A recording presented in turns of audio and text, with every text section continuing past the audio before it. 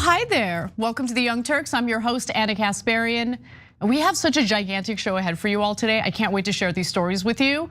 Before I get to everything we have planned, if you're already watching us, you gotta like and share the stream. What are you doing? What are you doing? It's free, it's easy, it helps support the show. So if you could just take a moment to do that and maybe just ring that little bell if you're watching us on YouTube. That's another great way to support our show and to get notifications when we post new content, publish new content.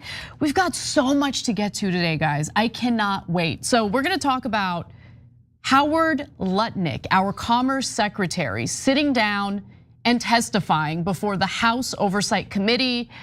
I mean, what we heard from members of the committee after that testimony took place is what we need to get to. They were outraged by Howard Lutnick's conduct. We'll tell you exactly why they were outraged, including some details from his testimony later in the show. We have some updates kind of on the Iran war, and I say kind of because this administration be playing with us, okay? Like they are totally playing with us, lying to us, engaging in market manipulation, and giving people false hope as the global economy crumbles. So we're gonna get to those updates, and wait till you get a load of the latest character in the negotiations with Iran. It makes it abundantly clear that this administration is not looking for a peace deal. And later in the show, we'll also talk about the unholy union behind the right wing in Israel and the so-called Christian Zionists here in the United States. Is the relationship built on a lie? I'm gonna give you the details, you can decide for yourselves. As always, you can like and share the stream to support us for free. You could also become a paying member, keep us independent, keep us free from the censors and corporate interests by going to tyt.com/join. We will be having a members only bonus episode after the main show today, so looking forward to that. So let's just get started. There's a lot to get to. I wanna start off with Iran.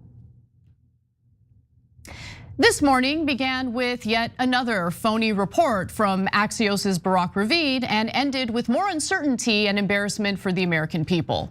I'm not joking, it just will not end. And if there's really any question about how badly the United States has lost this war so far, well, here's Secretary of State Marco Rubio making it abundantly clear. Our preference is for these straits to be opened to the way they're supposed to be open, back to the way it was. Anyone can use it, no mines in the water, nobody paying tolls. Well, okay, all right, well there it is. The goal originally went from, pursuing the IRGC's complete surrender to asking if we could pretty please get back to where we were before we illegally attacked Iran. Luckily, we have genius war strategists like Ben Shapiro to advise the Trump administration on what he describes as the easiest move for the US to make right now. What Iran is mostly worried about at this point is that the United States permanently degrades its capacity for economic recovery. The easiest move for the United States to make right now would be to just blow up Kharg Island. Kharg Island, you could do an amphibious operation there, it's a lot riskier, or you could just blow it up. And that means that Iran has no refinery capacity. And that means their economy is basically sunk for the foreseeable future, which means the regime has no money to pay its own people. Okay, well, it certainly would be easy to blow up Kharg Island. It's unclear how that would persuade the Iranians to lift their blockade of the Strait of Hormuz. I mean, we've been crippling them with sanctions since 1979. Like, we have been doing whatever we can possibly do to crush them economically, and it hasn't worked. So it's also unclear how such an operation would, like, end the war or accomplish what people like Ben Shapiro actually want, what they really want, which is regime change in Iran. And look, they're not gonna get that. Everyone agrees that they're not gonna get that. Blowing up Karg Island would accomplish one specific thing: more damage to oil infrastructure in the Gulf, which is what Iran has threatened to do in retaliation if they get attacked again. So that series of events wouldn't just, inflict pain on Iran and Iran alone, it would absolutely nuke the global economy. We would literally have a global depression on our hands, which, wouldn't be so easy on the United States or the world's perception of Israel, would it, Ben? But it seems as though President Trump faces similar cognitive challenges on questions of war and peace, because, this morning, Israeli stenographer Barak Ravid alleged that the Trump administration was inching closer to a real peace deal with Iran. Mere hours later, the president was already issuing threats, a fresh new round of threats to Tehran. And in yet another Truth Social post, he warned that if Iran refuses to accept his 14-point plan or deal, the bombing starts, and it will be, sadly, at a much higher level and intensity than it was before. So what is in this US proposal? Well, Ravid claims that the deal would involve the United States lifting sanctions on Iran if the IRGC commits to a moratorium on nuclear enrichment, something they had already agreed to do earlier, but okay. The deal would also involve both parties lifting their blockade of the Strait of Hormuz, which is great, that's what we would want.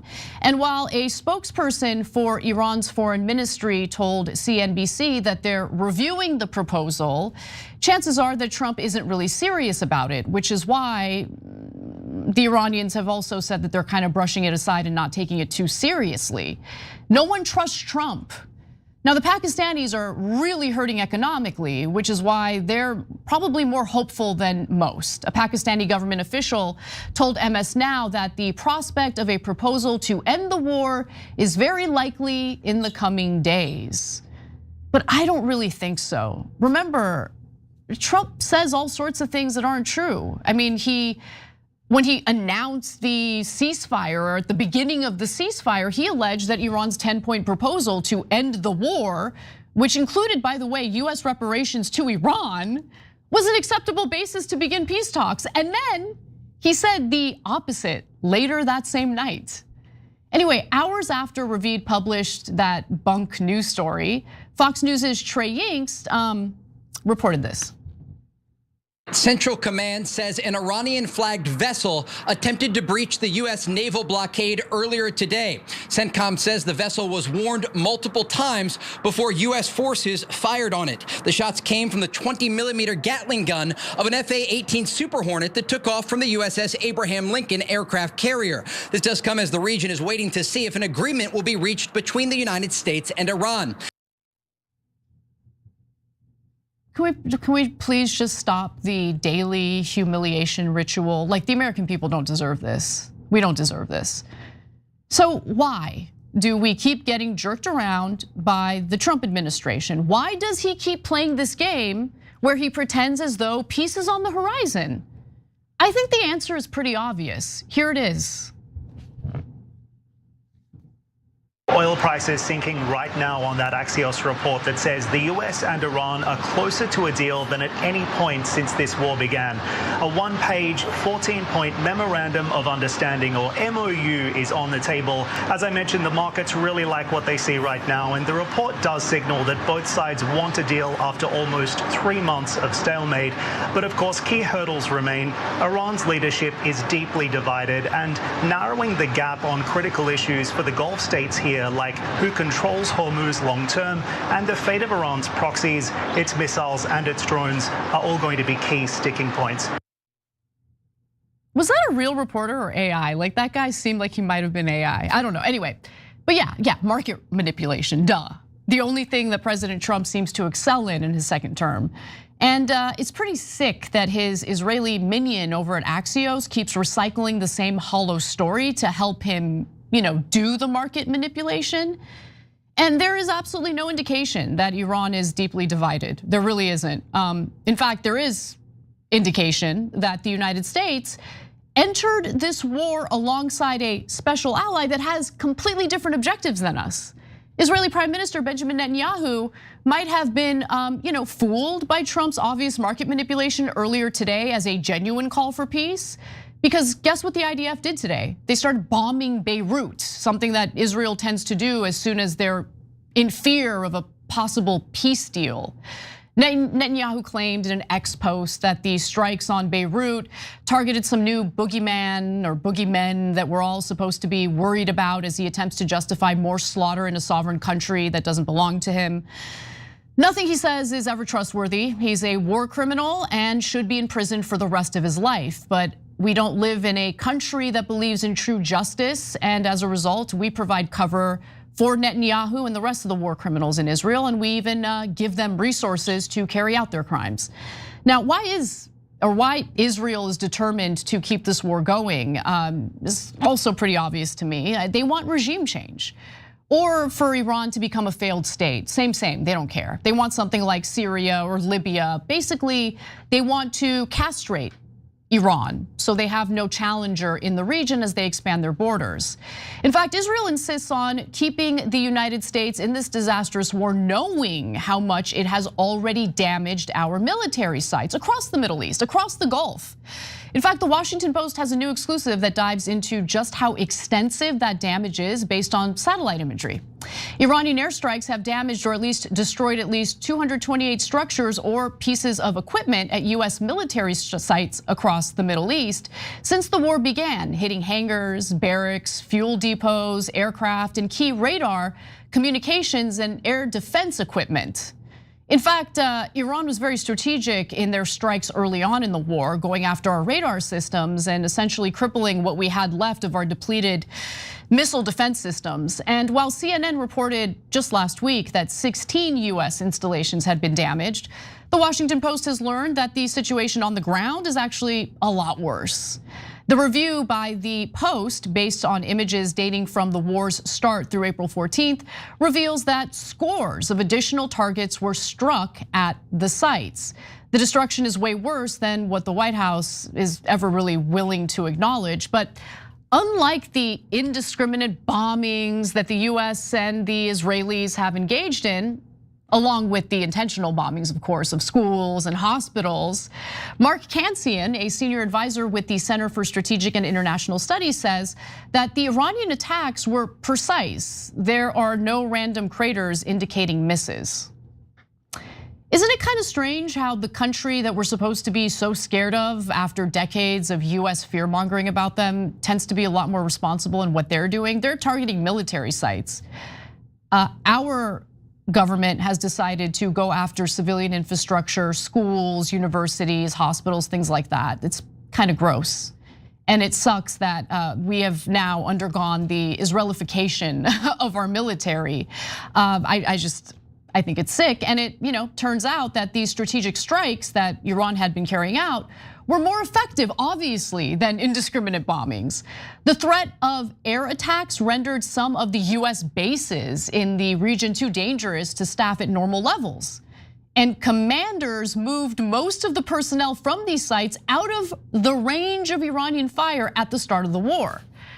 So after Trump launched the war, he expressed absolute shock over the fact that Iran retaliated by striking US military bases in the Gulf region, which kind of gives you an idea of how ill-prepared and ill-informed our president was going into this mess.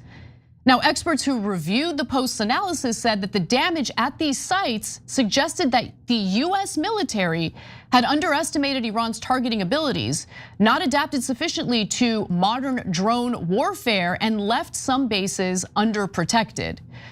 Trump didn't expect Iran to close the Strait of Hormuz either, but he, never hesitates to take advice from the Israelis who have obviously led him astray. So in the meantime, we're stuck in a war that benefits no one other than the very people who tricked Trump into this war in the first place. And people get real upset when you say that. They think it's anti-Semitic, which I dismiss immediately. I'm not even gonna engage with that. But they think that it robs Trump of his own agency. No, it doesn't. He's a fool for trusting the Israelis. He's a fool for surrounding himself with pro-Israel individuals and never listening to anyone who might, have a different opinion about how this war should be carried out, or maybe a different opinion about whether or not this war should have been carried out in the first place. But we're stuck with this guy, and we're stuck with a crumbling global economy with no end in sight. And when Israel questions why people hate them, I love how they immediately point to anti-Semitism, when in reality, the war that they've been egging on for decades is crushing people across the globe economically. I think that might have a lot more to do with the disdain that people feel toward Israel right now. Anyway, there's one other thing I want to get into that kind of gives you guys a sense of how this notion of real good faith peace negotiations is just bonkers. It's not true. Let's get into it. We have been at it now for 21 hours, and we've had a number of substantive discussions with the Iranians. That's the good news. The bad news is that we have not reached an agreement, and I think that's bad news for Iran much more than it's bad news for the United States of America. Looks like Vice President JD Vance is, no longer involved in the phony negotiations with Iran. And that leaves Jared Kushner, Trump's son-in-law, someone who has personally known Prime Minister Benjamin Netanyahu since he was a kid, and Special Envoy Steve Witkoff, who sabotaged the peace talks right before the US carried out its second surprise strike on Iran to negotiate a peace deal. That's a disaster. But making matters worse is the fact that now Trump is bringing in a new player to try to make a deal, allegedly. His name is Nick Stewart, and he's as bad as he can possibly get, and I'm not kidding about that. In fact, he's a lobbyist for Israel. And he's been overt and outspoken about his view that we should not be negotiating with Iran in the first place. How is this a good candidate to engage in peace negotiations with Iran? And what does this signal to the Iranians? It signals that we're not serious about a peace deal.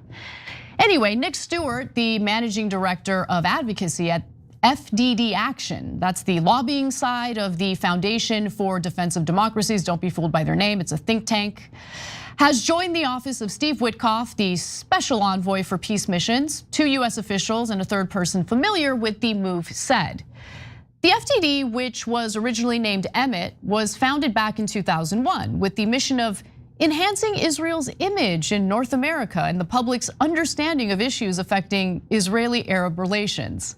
We're learning a lot about those relations these days, aren't we? Now, it's just a hardcore Zionist group representing Israel. That's all it is. Unfortunately, they have a lot of power in Washington. Its experts appear across major US news networks, often introduced as nonpartisan analysts. Its reports circulate through the US Congress and White House. Its website prominently states that it accepts no funding from foreign governments, sure. I'm sure that's the case. The name itself, by the way, of this organization invokes the defense of democracy, and that lends it an air of institutional legitimacy few politicians publicly challenge, and it should be challenged. Because the FDD is run by a network of former IDF and Israeli intelligence officials who have been aggressively egging on war with Iran. Stewart actually happens to be their #1 lobbyist, #1. In fact, reporters over at the Gray Zone found this clip from a panel that Stewart co-chaired back in 2024 for the pro-war Vandenberg coalition. So here's what he had to say about Iran's current president, Masoud Pezeshkian. I want to stay with you because this is Unga Week in New York City, the UN General Assembly, and Iran's new president, Masoud Pezeshkian, is running around New York, touting diplomacy, and I'm a reformer, and the media is magnifying that exactly as Iran had hoped. They even brought out Zarif from retirement, right? So there is this narrative that Iran is turning the chapter on, the butcher of Tehran, and there's a new president, there's a new reformer in town. Obviously, it's not. It shouldn't be much of a newsflash. Pezeshkian is a part of the theocratic, tyrannical, authoritarian government of Iran, right? Mm-hmm. This man is not a reformer, and we shouldn't buy into that narrative, because what it does is it throws us off our guard, and we think, oh, this is different. This isn't. What do you say to that? Because that impacts policy, right? If we think that we have an honest broker across the table, we are coming to the table with a completely different mindset. And I think it's important we disabuse people of that notion. Yeah, that guy is definitely serious about securing a peace deal with Iran, right? Now, sitting next to Stewart in that video were the secretariat of the self-proclaimed crown prince of Iran, Reza Pahlavi. And also there was a neoconservative ideologue, Elliot Abrams, on that panel. Now, more recently, Stewart penned an op-ed for FDD Action advocating for Trump's war. This was back in January 9th specifically. He wrote that the Trump administration has notched tactical win after tactical win against Iran, killing Qasem Soleimani in 2020, imposing crippling sanctions on the regime, degrading its terror proxy network, and striking at the heart of its nuclear infrastructure. But without follow through, these tactical wins risk being lost to time. God, I hate these people so much. Like, he finished with this. History rarely offers windows this clear, and they don't stay open forever. The Trump administration should act decisively, strategically, and soon to turn a string of historic tactical victories into the strategic triumph that has eluded American policymakers for more than 40 years. The Iranian people appear ready. I'm sure you care so much about the Iranian people. The question is whether we are. Well, no. Turns out, Stewart, we weren't ready, and our administration was ill-informed with really bad intel from the Israelis, but I suspect that was on purpose. By the way, Stewart's bio on the FDD Action website reads as follows. Nick Stewart previously served as chief of staff to the State Department's Iran Action Group, where he helped develop and implement the maximum pressure campaign against the regime in Iran. And on top of that, Norman Rule, a former national intelligence manager for Iran, said of Stewart that he is a supporter of sanctions. Get a load of this. He's a supporter of sanctions and military tools when necessary to support coercive diplomacy. If your diplomacy is coercive, it ain't diplomacy, okay? It ain't diplomacy. Apparently, his past assignment as chief of staff to the State Department's Iran Action Group will allow him to bring significant interagency experience critical to knitting together the many different Washington players and experts who play a role in the Iran account. That's a lot of words to basically tell the American people that this guy is part of a group of failures who has never accomplished peace, has only tried to pressure the US into war. And that's the expertise that he's going to bring to the table when it comes to negotiating or pretending to negotiate a deal with Iran. So unfortunately, the FDD has been expanding its influence in Washington, which it needs to do, obviously, in order to get away with things like, spying on Americans. Max Blumenthal at the Gray Zone reports that in 2017, a top Israeli military intelligence official cited FDD as a partner in a covert Israeli campaign to spy on Americans involved in Palestine solidarity activism. Under Trump, the outfit has dictated the administration's Iran policy to the point that the White House plagiarized its justification for attacking Iran from a document posted on FDD's website. It's embarrassing. Additionally, federal lobbying disclosures show FDD Action spent $150,000 lobbying the US government in just the first quarter of 2025 on issues including Iran sanctions relief, US arms sales to Israel, of course, they need their precious free weapons, and the United States Israel Defense Partnership Act of 2025. According to its website, FDD Action offers lawmakers and officials direct support, including legislative drafting assistance, private briefings, policy analysis, and training, all at no cost. They'll write our foreign policy for free, y'all. Okay, I guess we should be celebrating that. The FDD specifically has been called out by Iranian officials. They know who he is. They have accused, the FDD of designing and executing, being the design and executing arm of the US administration on Iran policy, and they're right about that. The FDD CEO, Mark Dubowitz, didn't even deny it. In fact, he responded to the Iranians' claim by saying guilty as charged. Stewart was chosen specifically for this role by Jared Kushner, essentially to advise Witkoff. So now instead of 2 Israeli assets sabotaging possible peace with Iran, we'll have 3 Israeli assets sabotaging a possible peace deal with Iran. So look, next time Trump claims we're so close to a peace deal, I just want everyone to understand why people who have been paying close attention to Trump's foreign policy would never believe him. All right, we gotta take a break. When we come back, I wanna just go straight to the testimony that Howard Lutnick provided before the House Oversight Committee today and the reactions from Democratic members of the committee. You do not wanna miss that story. We'll be right back.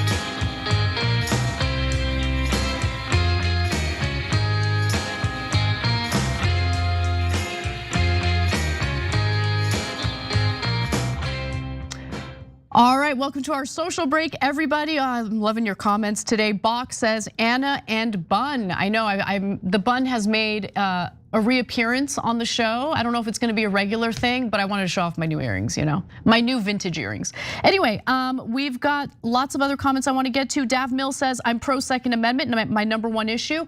Let me just say something. What's been going down in the West Bank has made it very clear to me that we must protect our Second Amendment rights. Okay, we must protect our Second Amendment rights. I'm right there with you.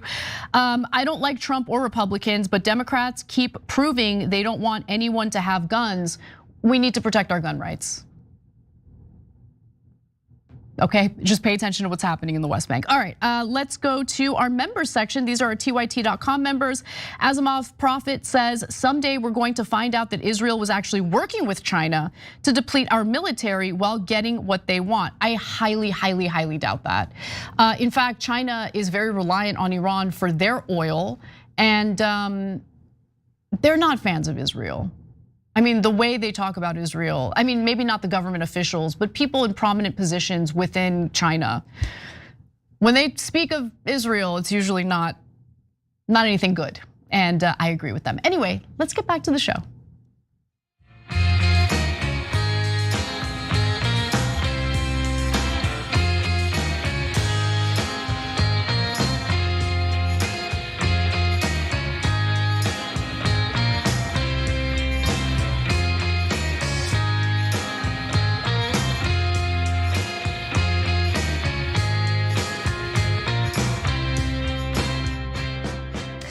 All of us are so glued to our technology, whether it's your cell phone, your iPad, whatever it is, but let's keep it real. Well, we're always on our phones, and that could lead to brain rot. In fact, do you even know what your brain rot index is?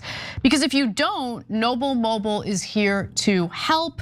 In fact, they have this thing that helps you check how much time you're spending on your phone. The average American actually checks their phone over 200 times a day and has over 5 hours of screen time. And that's not good for you. So if you download the Noble Mobile Life app today, that can help you track your brain rot index and see just how much you're using your phone and how you can save money by using it less. So just go to tyt.com/switch, tyt.com/switch, or you can scan that QR code on the screen. That's an easy way to do it, and check it out. See how much time you're spending on your phone and how you can cut back. All right, I wanted to kind of switch gears from foreign policy briefly because we've got other foreign policy to get to later in the show, to talk about what happened in the halls of Congress today. So let's get into it. Well, now we know why that interview was not videotaped. If Donald Trump had seen the video transcript, he would have fired Howard Lutnick. It was really embarrassing. We asked him over and over again, why did you go to the island? He says he doesn't remember, that it was inexplicable, and he simply didn't know how to answer the question at that point. I think I disagree with Congressman Ro Khanna, considering how evasive Commerce Secretary Howard Lutnick was today as he was testifying before the House Oversight Committee. I think Trump might try to give him a higher position within the administration. Because if there's one thing Trump loves, it's being evasive when it comes to the Epstein files. Now today, US Commerce Secretary Lutnick did appear before the House Oversight and Reform Committee to, discuss his connection to Epstein. They were neighbors. He claims they weren't buddies, but do we really trust him? Do we? I don't. And the reason why we don't is because he was caught in a major lie after the Department of Justice released one of the, tranches of Epstein documents, and we got a sense of the relationship Lutnick actually had with Jeffrey Epstein. Now let's rewind for a little bit of context, shall we? So Lutnick agreed back in March to sit for a transcribed interview, there were no cameras allowed, with the committee after the Justice Department's release of millions of documents related to Epstein, which included documents showing that Lutnick continued correspondence with Epstein after the disgraced financier had been convicted of soliciting prostitution from a minor. Now, I don't know about you guys, but you learn that someone was convicted of soliciting prostitution from a minor, you're gonna wanna keep your distance, right? Turns out Howard Lutnick didn't. However, he did lie about it. So Lutnick and Epstein were neighbors for many years. This is in New York. And then years later, Lutnick stated that in 2005, Epstein had invited him and his wife to visit his house. So Lutnick and his wife go, and here's what Lutnick claims happened next. It was really embarrassing. He was asked very straightforward questions about whether he regretted misleading the American people. I mean, he said that he would never see Epstein again in 2005. And everyone knows that he took his wife and kids to see Epstein in 2012. And yet it was just contortions and lies and no acknowledgement that he misled the American public. And if you saw the exchanges that my colleagues had with him, you would see he made a farce of the English language.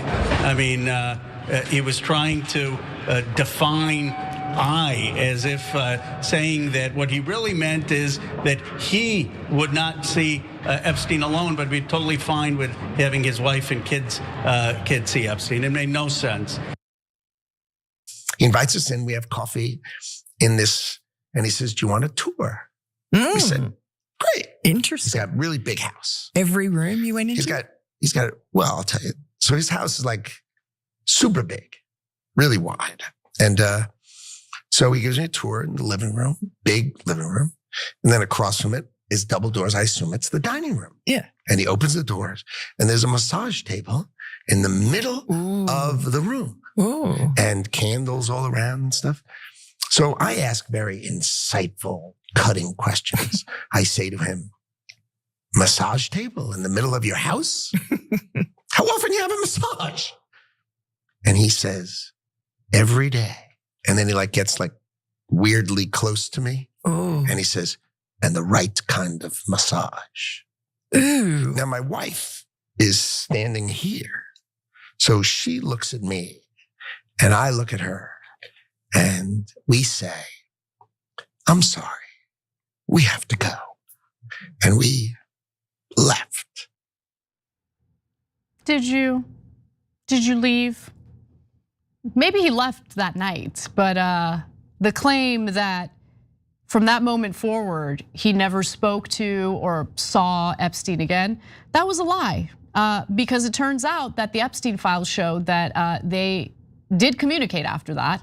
And in fact, as you heard Ro Khanna say, he visited the island, the Epstein Island. So let's get to the details here. So in late 2009, Lutnick asked Epstein's assistant for Epstein's phone number. This is what we learned back in February because the Epstein files, well, at least some of the Epstein files were released and we got that information. So 2005, Lutnick and his wife get invited to Epstein's house. Lutnick claims didn't talk to him after that. Then we find out through the Epstein files that in late 2009, he hits up Epstein's assistant and asks for Epstein's phone number.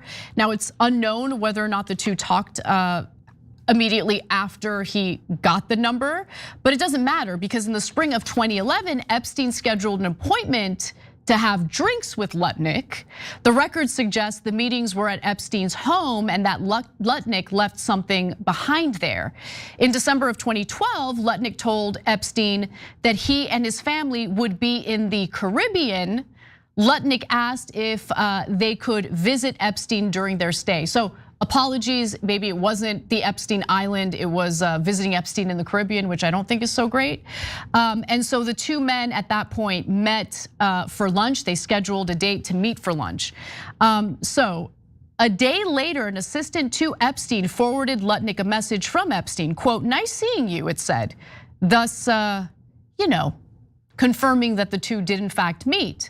In fall of 2015, Lutnick, who was raising money that year for Hillary Clinton's presidential campaign, invited Epstein to attend a very intimate fundraising event for her at Cantor Fitzgerald's offices. In 2017, Epstein donated to a charity event in Howard Lutnick's honor. Wow, these ties seem a lot more extensive than previously known, or than he was previously willing to admit. Finally, in 2018, Epstein and Lutnick corresponded through Epstein's assistant about how to thwart a construction project in their neighborhood. Lutnick wrote to Epstein, "Are you aware as to them building to block our park views? What should we do about it?" And to be clear, the emails don't show any evidence of wrongdoing. There's no evidence from what we've seen, Because remember, about 50% of the Epstein files have not been released by the DOJ. So based on what we've seen, there's nothing to show that Lutnick has incriminated himself or engaged in any illegal activity. By the way, visiting Epstein in the Caribbean, it was probably Epstein's Island. Let's just keep it real, okay? That's how it's reported by everyone else. So I wanna be clear about that. But nonetheless, you're visiting Epstein's Island. You're messaging back and forth. You're dealing with fundraisers where you're sending invites to Epstein. Epstein is making contributions to whatever you're raising funds for. Okay, so. And in a statement released prior to the hearing taking place today, a Commerce Department spokesperson said the following: "The secretary looks forward to addressing any questions on the record when he testifies voluntarily before the Oversight Committee. He looks forward to putting to rest the inaccurate and baseless claims in the media designed to distract from his supposed historic work that's underway at the Commerce Department. Please spare me, okay?" But did he tell the truth during the hearing today? According to what we're hearing from the Democrats, not at all. In fact, let's hear more from Congressman Ro Khanna. It was really embarrassing. He was asked very straightforward questions about whether he regretted misleading the American people. I mean, he said that he would never see Epstein again in 2005. And everyone knows that he took his wife and kids to see Epstein in 2012. And yet it was just contortions and lies and no acknowledgement that he misled the American public. And if you saw the exchanges that my colleagues had with him, you would see he made a farce of the English language. I mean, he was trying to define I as if saying that what he really meant is that he would not see Epstein alone, but be totally fine with having his wife and kids see Epstein. It made no sense. I mean, are we really surprised that he was evasive, that he wouldn't answer questions? He wouldn't even answer questions about whether or not he consulted with President Trump on what to say, because his story's changing based on what he allegedly testified to the House Oversight Committee today. But it doesn't just end with alleged lies that he's telling, because according to Roe, Lutnick is now also being incredibly wishy-washy in regard to claims of Epstein engaging in a blackmail operation. In fact, previously Lutnick had said that there was videos or video evidence that lends credence to the argument that Epstein was running a blackmail operation. But now suddenly, he's telling the House Oversight Committee something entirely different. I wonder why. Let's take a look. He originally had said that Epstein engaged in blackmail and recorded videotapes. Now he's saying, well, he was wrong. He was just speculating, and Epstein actually didn't engage in blackmailing. This raises the question of what the cover-up is. Did someone tell him to say that? I've not heard that that Epstein never engaged in blackmail. Why is Howard Lutnick changing his testimony, changing his story? He's lost all credibility, and really it's a shame that the American people don't get to see what he did there. When it comes to the loss of credibility, I hope the federal government understands that it extends far beyond Commerce Secretary Howard Lutnick. And this isn't merely a Trump administration thing, although the Trump administration has made it very clear that the Epstein files are being covered up, that there are incredibly powerful elite individuals within our country, people who get to make decisions about all of our lives, implicated in those files, or at least engaged in the cover-up of those files. And so what has happened as a result of this whole Epstein saga is that the Americans paying attention, it's a lot of Americans on both sides of the political aisle, don't trust our institutions. I'm disgusted by our government. I'm absolutely disgusted by them. The fact that I see them take money out of my paycheck every time I get paid disgusts me. Not because I have a problem with paying taxes and funding public programs and things like that. No, of course I don't have a problem with that. The problem that I have is that I don't trust these demonic, evil individuals who couldn't even care less about Epstein survivors, couldn't care less about justice, couldn't care less about protecting Americans, including American children. All of these people in government right now who are engaged in this cover-up need to face consequences for it. Howard Lutnick lied to the American people, much like others in the Trump administration. And this cover up, I mean, what we've learned already is bad enough. Imagine what they're covering up. The official transcript from Lutnick's testimony today should be released in the next few days. And according to the House Oversight Committee chair, that's Republican Congressman James Comer, Pam Bondi is also set to testify in the coming weeks. I'm sure that'll be enlightening. But will Lutnick be the next official to get the boot from the Trump administration? I doubt it. As long as he was being evasive, Trump will be happy with him. That's all it'll take. It's pretty gross. Anyway, we gotta take a break. When we come back, we'll talk about how the IDF got caught, attacking Christian sculptures again in Lebanon. We'll be right back.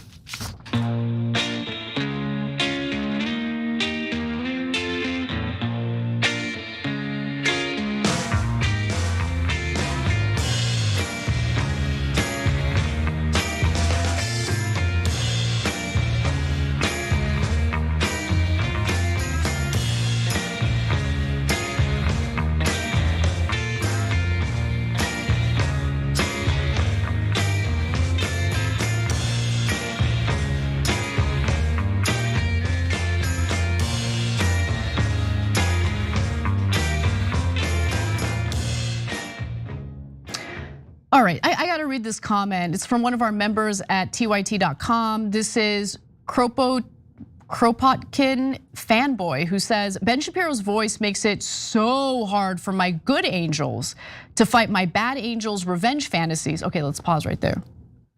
You should never, when you're just fantasizing to yourself, the revenge fantasies are okay. Don't carry them out, obviously. Like, I do not in any way support acts of violence, and I want to be clear about that. But we're human, and don't beat yourself up about having revenge fantasies. In fact, if you have a friend who agrees with you, there's nothing better than sharing your revenge fantasies with friends, knowing that no one's ever gonna carry it out. But anyway, I just wanted to make sure that you get rid of that guilt. So revenge fantasies about punching his very punchable face, and then, no, I'm not gonna read that, that's not good. I'm not even gonna read that. I get it, I get feeling incredibly angry about everything that's going on, and understand that the people you're angry with would want nothing more than for you to incriminate yourself. So obviously don't ever do anything that would incriminate you, incriminate yourself, but also it's human to be very angry. I'll just leave it there. I'm gonna read more of your comments when we come back from the break because look, 2 minutes just ain't enough. It just ain't enough. I wanna comment. I don't just wanna read, I wanna comment, respond to what you're saying. We'll be right back.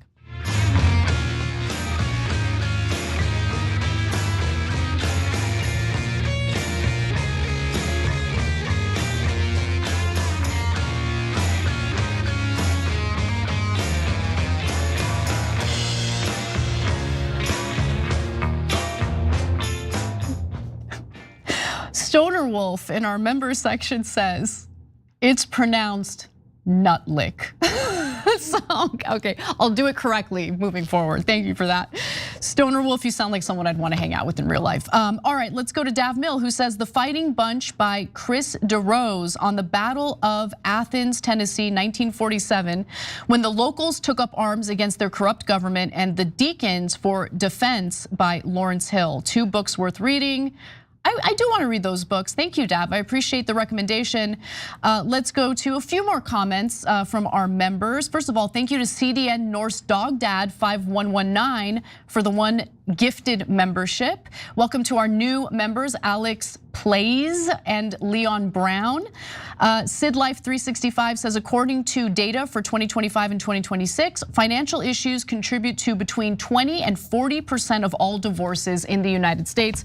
To be honest with you, Sid Life, I'm shocked that the number isn't much higher than that. I mean, nothing creates a stressful environment in a marriage more than financial issues. So I am terrified for what's to come because the economy is already bad, but not only is there no end in sight, things are gonna crumble more moving forward because we're still engaging in this conflict with Iran, and we should just end it. We should just end it immediately.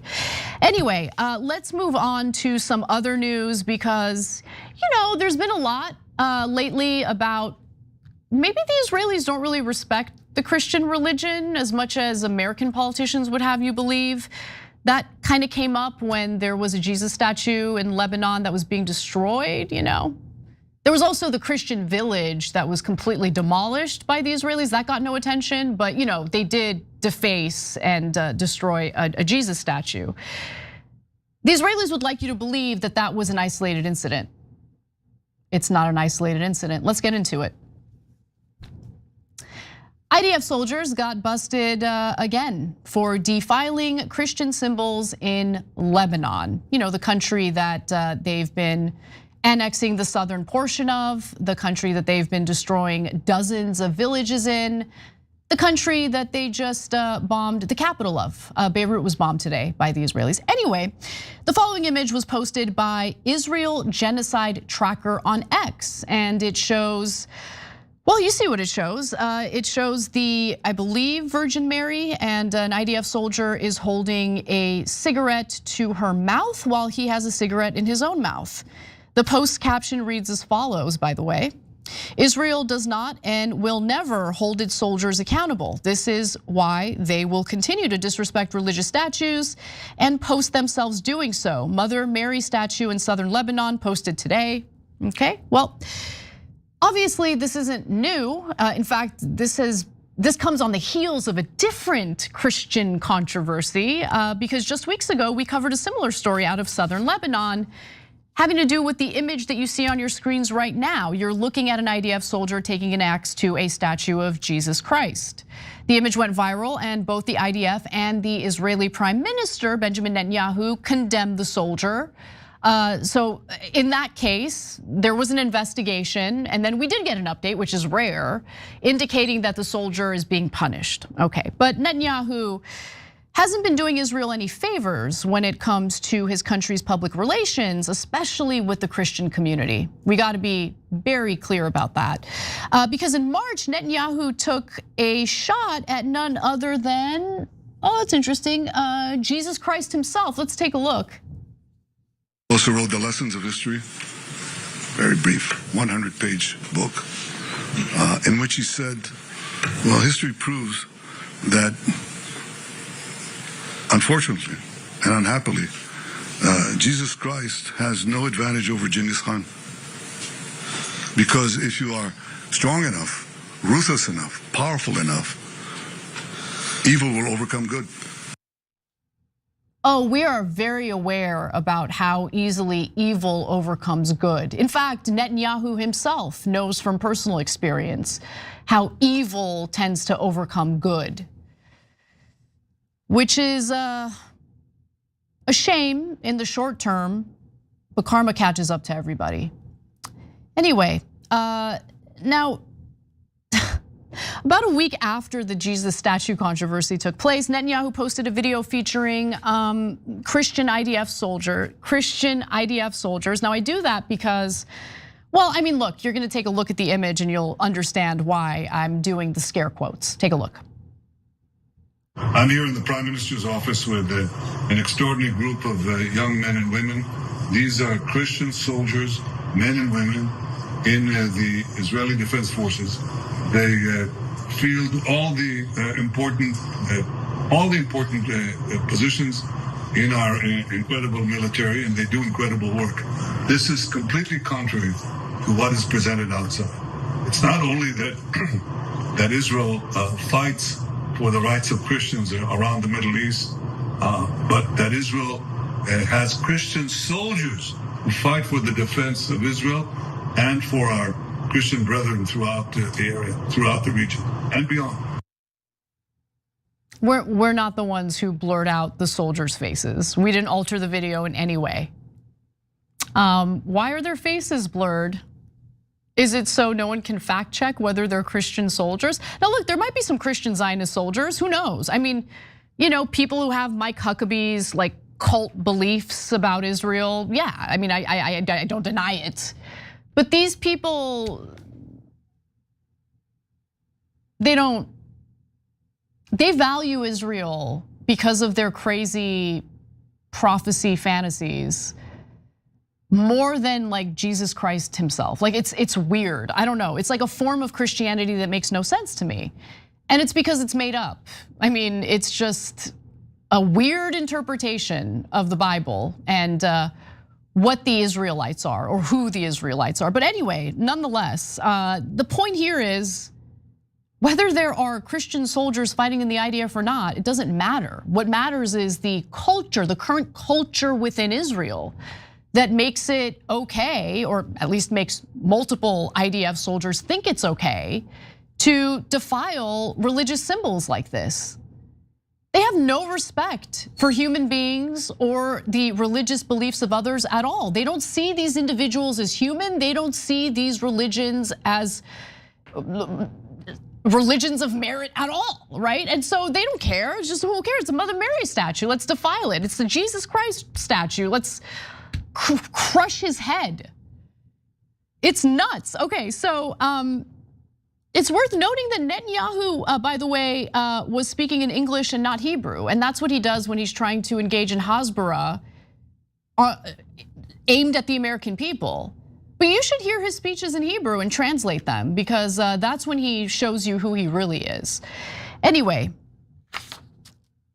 the other thing is, okay, there are the statues that keep getting defiled by IDF soldiers. They keep getting caught doing that. And when I say get caught doing that, it's because they literally post images of themselves doing it.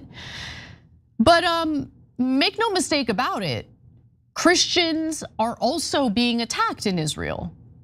Again and again and again, and it goes beyond spitting. So what's it like being a Christian in Israel, really? Not great for a nun that was viciously attacked last week. Here's the footage, by the way. I'll explain what you're looking at. So you see a man running up to the nun, she's walking, comes up from behind her, pushes her to the ground, okay?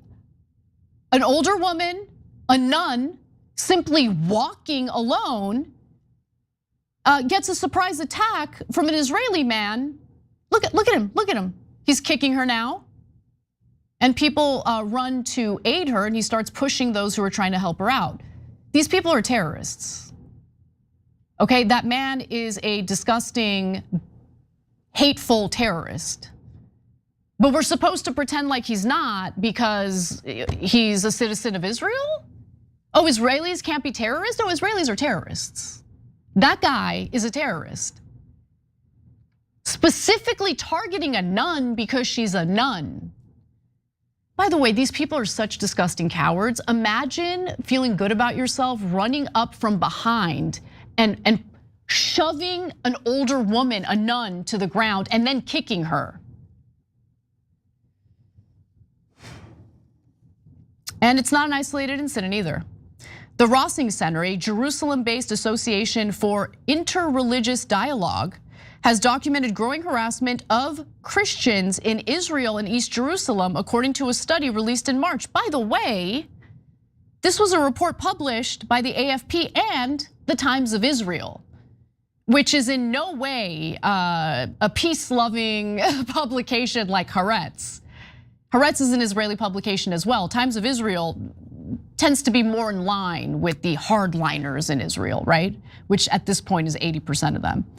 Throughout 2025, it recorded 61 physical attacks, including spitting, the use of pepper spray, and blows.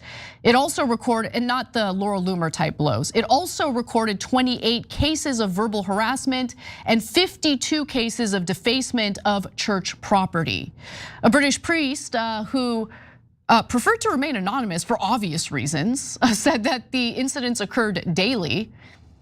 He never went out without his black robes and was invariably met with spitting or shouts of "go home" in his direction. He is home, actually. Noah Landau, who is the global director of Haaretz, wrote about Israel's growing rift with Christianity in a recent piece. She explains that for many years, Benjamin Netanyahu, with the help of a well-oiled machine of organizations, donors, and advisors, oversaw the formation of an artificial alliance between the Christian right, mainly though not exclusively in the United States, and the Jewish right.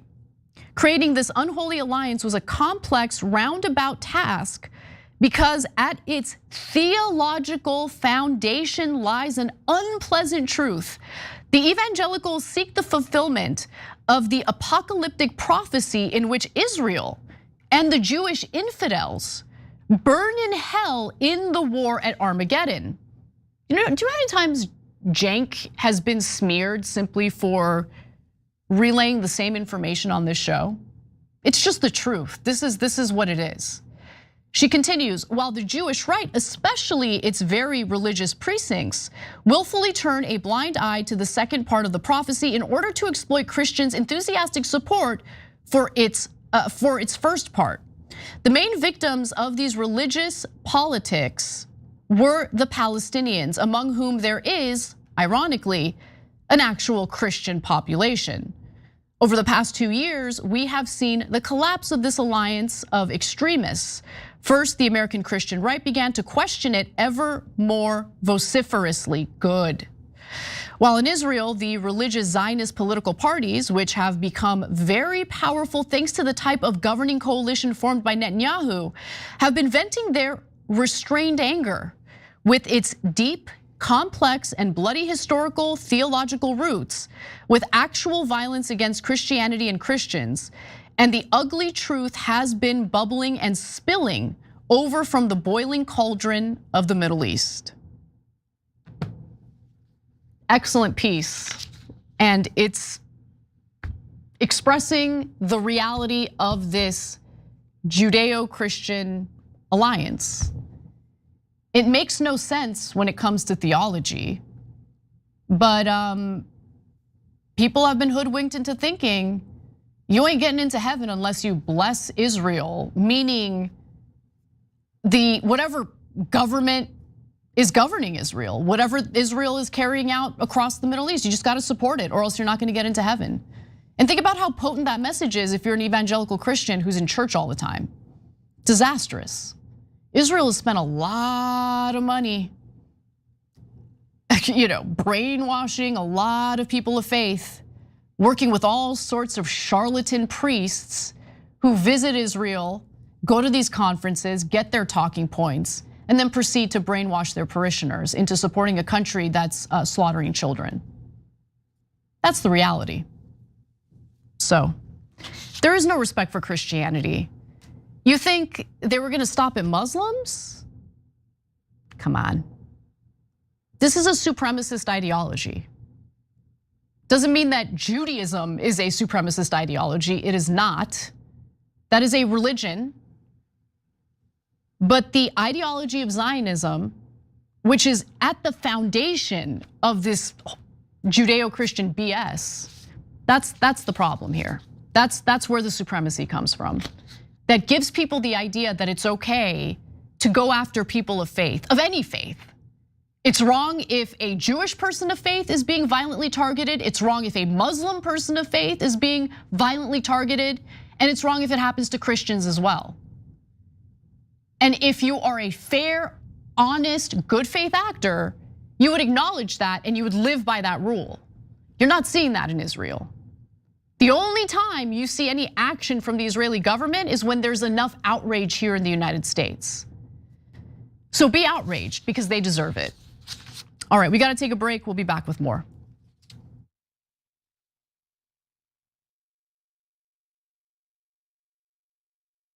Indisputable is still the fastest growing news show in America compared to CNN, Fox News, and 30 other networks. We tell the truth on Indisputable because the truth is indisputable. We go places that other news media outlets refuse to go. When there were human rights abuses happening at the Victorville prison, guards and members of the community contacted us. You, through your investigative reporting, unearthed very troubling allegations about specific forms of abuse and discrimination in the federal prison system. It really doesn't take much to be a trusted voice. All it takes is to be fearless, report on matters, be an advocate. I called it the bullpen intentionally because it's a place of preparation. We present individuals who may have an opposing view, so we debate. Sometimes we interview individuals because their stories deserve to be heard. A survivor of significant police misconduct and his attorney. We covered this story earlier and to remind you of the horror of one man being shot at damn near 100 times by the police. We take time on this show to showcase the temper tantrums of Karens in the wild. We do this not because we want to see people's emotional outbursts in public, but because these incidents are emblematic of a bigger societal issue taking place across the nation, and it has to be checked. My friend, my big homie, attorney at law, Benjamin Crump. I just want to thank you, man. Educated, articulate brothers like yourself speak truth to power. It makes a great difference in changing the landscape in America. So listen, no matter what you do, don't allow the politics of ideology to evaporate the soul that still exists inside of you. They don't stop, I don't stop. Racism won't stop, I won't stop. Systemic bias won't stop, I won't stop. People still need health care, so I won't stop. People still need criminal justice systems reform, so I won't stop. You won't stop either.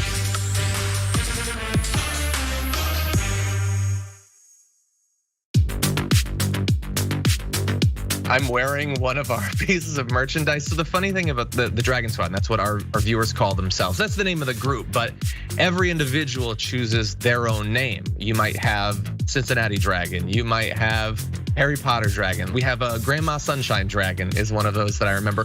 These are people that like to have an element of themselves, their lives, what's significant to them reflected as a part of the community. But the concept of the Dragon Squad is just something I threw away as a joke. I was mocking the Proud Boys, these like right-wing groups that come up with a name for themselves that they think is cool, but it's actually really lame. And I thought, off the top of my head, I can come up with something that's still kind of lame, but much cooler. And so I threw out Dragon Squad and I just moved on with my life. But everybody liked it, and so they kept it going, and so we've embraced it. And I think again, this was during the period of the pandemic. I think it was it was sort of nice to have a renewed sense of community, a feeling that you're a part of something when everything seems so chaotic.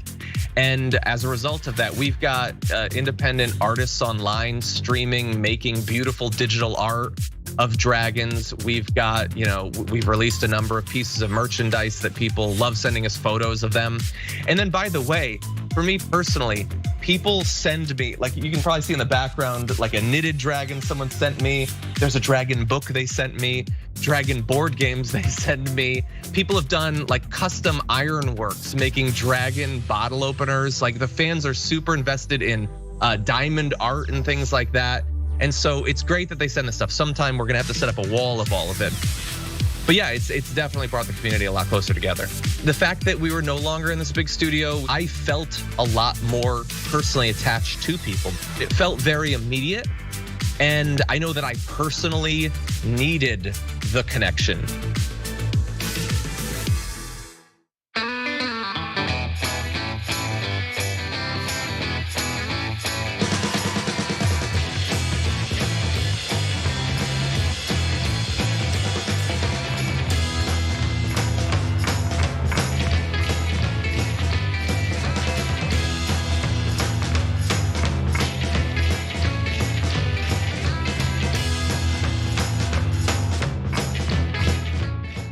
Special thanks to Titan of Olympus in our member section for gifting 10 TYT memberships, and welcome to our new members. So thank you so much for the support. We love you guys, and I'm as saucy and salty as I am because of you guys. So thank you for your support.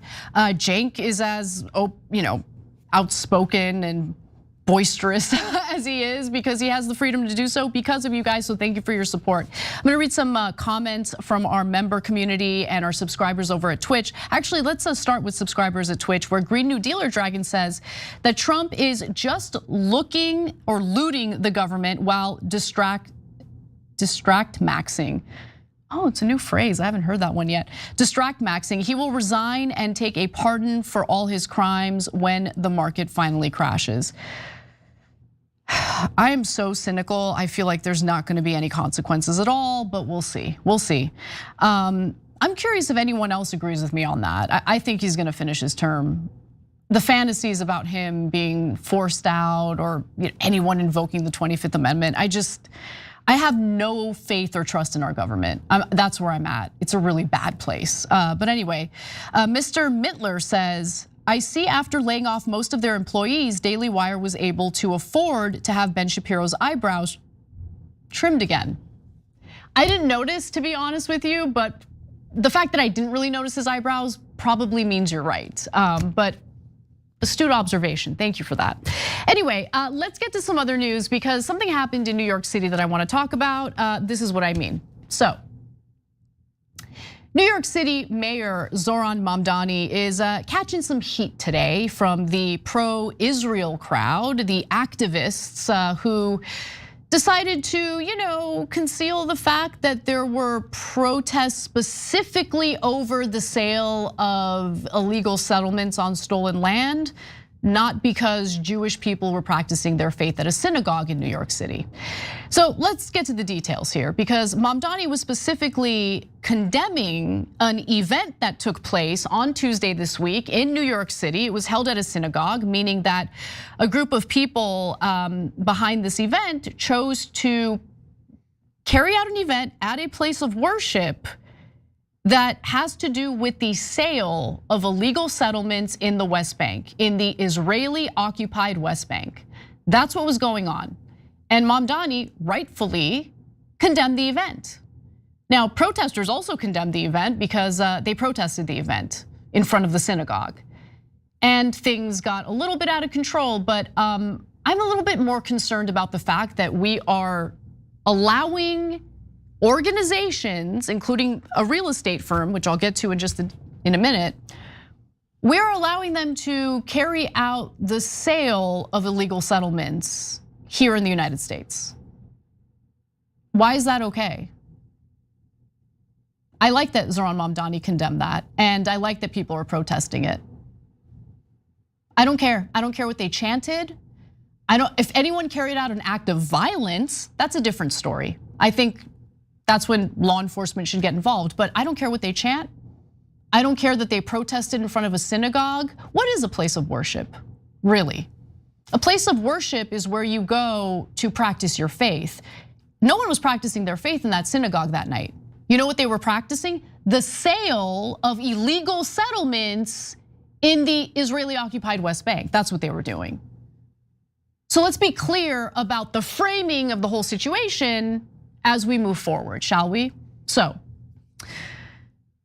first, a few more details about this event that took place on Tuesday. So it was, again, for legal settlements on stolen land in the West Bank, and it was held by an organization known as Tivuch Shelley, a firm that markets real estate in Israel and the West Bank to English speakers here in the United States. Its website says that the group plans to host several more of these events in New York City in the coming days. And as mentioned earlier, they held the event in a synagogue. And holding the event in a synagogue is strategic because they know that there are gonna be protesters, and then they can frame this as, oh my God, we are victims. We are victims of pro-Hamas protesters who came before a synagogue to protest people of faith. No, that's not what they're protesting. They know what they're protesting. Okay, they're protesting the very immoral act that this group is engaging in a place of worship, by the way. But anyway, the event, of course, drew the protesters, and then these loathsome people selling the illegal settlements cried about it. Pro-Palestinian demonstrators chanted, "Long live the Intifada," and "From the river to the sea, Palestine will be free," slogans that many pro-Israel groups view as calls for violence. I don't believe them. I don't believe that they see it as a call for violence. They're pretending to be aggrieved and offended and scared for their lives. They weaponize their identity in order to silence people who are condemning Israel for carrying out not just violent acts, not just genocidal acts, but literally stealing land that doesn't belong to them. That's the reason why they're being condemned and protested. Nearby, a man slowly walked around the pro-Palestinian crowd, filming them while wearing a t-shirt with the logo of the Jewish Defense League, an extremist group of which an offshoot was linked to the attempted assassination of a Palestinian activist in March. Sounds like a terrorist. Anyway, New York Assemblyman Micah Lasher, of course, took full advantage of the situation to say that the protest was intended to create fear in the hearts of Jewish New Yorkers and stigmatize the community. That is not what it was intended for. That is not what it was intended for. These people never draw any attention to what the event was about. Again, this wasn't a regular, day in the synagogue where you have Jewish people of faith coming together to practice their faith in a place of worship. That is not what happened here. This was an event to sell illegal real estate. That's what this was about. But if you look at the way the media here in the United States frames it, you would think something entirely different, because the media here seems to be biased in one direction. So kind of hiding the ball, much like this New York Assemblyman did, is what they do. So Mayor Zoran Mamdani condemned the event. Sam Raskin, his spokesperson, said that Mamdani was deeply opposed to the event because it includes the promotion of the sale of land in settlements in the occupied West Bank. And he's right in condemning that. These settlements are illegal under international law and deeply tied to the ongoing displacement of Palestinians, which is true. And if you've ever seen any of the videos of these Israeli settlers and what they do to Palestinians in their rightful homes, you would understand how loathsome this firm is for selling these illegal settlements on US soil. I mean, they literally shoot and kill innocent Palestinians who refuse to leave their own homes, refuse to give up their homes to these armed terrorists. In fact, what's happening in the West Bank right now has made me realize how important it is to have your Second Amendment rights. Because these Palestinians do not have access to firearms. They have no means to defend themselves and their own property, thus paving the way for these Israeli terrorists to steal their homes. steal their land, and build illegal settlements. Mamdani's office also, by the way, expressed commitment to protecting places of worship, saying that our administration has also been clear that we are committed to ensuring safe entry and exit from any house of worship, and that such access never be in question while all protesters are able to exercise their First Amendment rights. Well, that's the case right now. That's the current environment in New York City. Jewish people in New York City practice their faith every day in the city. And you don't see stories of pro-Palestinian protesters harassing them or doing anything wrong. That's because the protests that happened on Tuesday had nothing to do with the Jewish faith. It had everything to do with the sale of illegal settlements. Of course, we're supposed to find the protesters immoral and wrong. We're supposed to beat up on them. We're supposed to focus on the very real distraction that is being used as a distraction here, the protesters themselves. And we're not supposed to be concerned at all about the sale of the illegal settlements. But I choose to focus on what matters here and not let the pro-Israel crowd hoodwink me into thinking that the protesters are the real issue here. Anyway, the way the media chose to cover the story was also pretty horrible. Let's start with the New York Times. Now, I want to be clear that the body of the story was actually pretty fair. The headline, though, that's a different story. And a lot of people, unfortunately, are informed merely on headlines alone. So you tell me if this headline and the sub-headline gives you an honest view of what's going on here. Again, this is the New York Times reporting on it. Pro-Palestinian and pro-Israel demonstrators rally outside synagogue. Oh, is that what happened? It was just a rally outside of a synagogue? Okay, well, maybe there's more information, more clarity in the subheadline. For the second time in 6 months, protesters gathered outside Park East Synagogue, which was holding an event to promote real estate sales in Israel. A heavy police presence kept the two groups apart. Would it bother them to just add one more word to that? Illegal real estate, illegal real estate. But they couldn't do it. You had to get to the second paragraph, the second sentence of the second paragraph of the piece to learn what the reality is. The evening promotes American real estate purchases in Israel and Israeli settlements in the occupied West Bank, the latter of which most of the world considers to be illegal. Dozens of pro-Israel counter-demonstrators also assembled at the site. Now that was the New York Times hiding the ball. You'd have to make sure you click on the link. You'd have to make sure you get to the second sentence of the second paragraph to know what is really happening here. But the rest of the piece was fair. I'm gonna give the actual reporters some credit for keeping it balanced, but the headline, which is typically written by the editors, well, I mean, you guys know how the New York Times operates. Lulu Garcia Navarro, the reporter who interviewed Tucker Carlson just this past weekend, admitted that she was the former correspondent on Israel and Palestine for the New York Times. And then she spent the entirety of that conversation excoriating Tucker Carlson for daring to ask about Israel's intentions in Gaza, in Lebanon, its intentions when it comes to the war against Iran.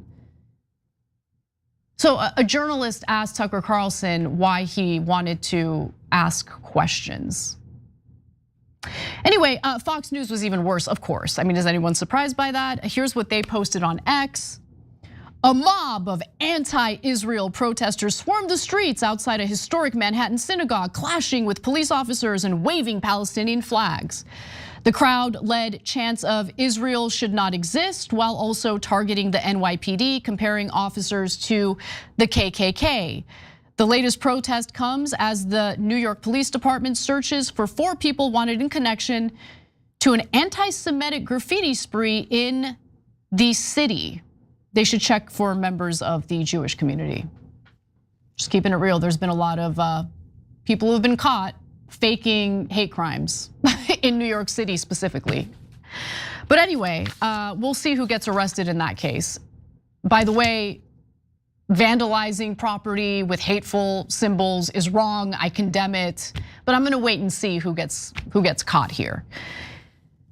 Mario Nafal provided yet another reason why I don't want to go on his show. He says that New York under Mamdani is becoming less safe for Jews. Is it? This couple was surrounded and harassed last night outside the Park East synagogue event. People shouted, "You rape men, you rape children, you effing sociopath." I mean, where's the lie? And then here's how it should be done. Just keep it simple. You don't have to, go out of your way. Drop site news, protests outside the Israeli real estate event in New York City where illegal land sales are being advertised. Simple, to the point, doesn't hide the ball. That's the reality. So weaponizing identity in order to smear people who actually have the moral high ground here. The protesters, they have the moral high ground. Zoran Mamdani in condemning the event, he has the moral high ground. We should not allow groups to facilitate international war crimes on US soil, but that's what's happening right now. So the people behind the event, they're the bad guys. Let's be clear. Anyway, let's take a break. When we come back, more news for you. What are we gonna talk about next? I really want to do an update on Gaza because while the world has kind of moved on, the reality on the ground in Gaza is just as horrific as it had been. And the violence by the IDF has ramped up in recent days. So come right back.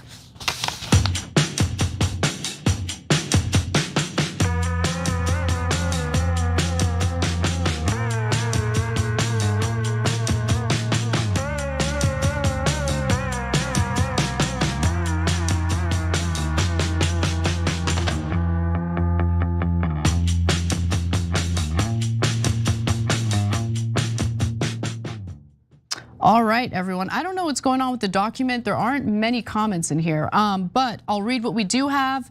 We've got Nostra Skeptic who says Rubio was probably promised by Trump that Cuba would be next. They thought their sneak attack war on Iranian leadership would end the war in a matter of hours. It's so fun. I mean, I don't know if they really did believe that. I mean, maybe Trump did, but it's hard to believe that there were a lot of people in the Trump administration stupid enough to think that this war would end in a few hours, but I don't know. But the closed Strait of Hormuz in this Iranian quagmire has messed up their 2026 daily planner going into the November elections. Yeah, just total clown show. CB1 says, it's not like suddenly the Trump administration is going to be honest and admit that Israel is controlling the war and they can't do anything about it. Used a word I can't say on the show, unfortunately, but I see you. Steeler Kev says, any peace agreement with Trump should be written on a roll of toilet paper. He won't honor Jack. I totally agree with you. And that's the reason why the Iranians don't trust anything that comes out of the man's mouth. What's amazing to me is that the markets are still responding favorably to Trump's statements of how we're getting closer to a peace deal with Iran. It's that house of cards. House of cards, slow to react to the reality, but then overreacts to the reality later. So get ready for that, because that crash is coming. Anyway, let's get back to the show.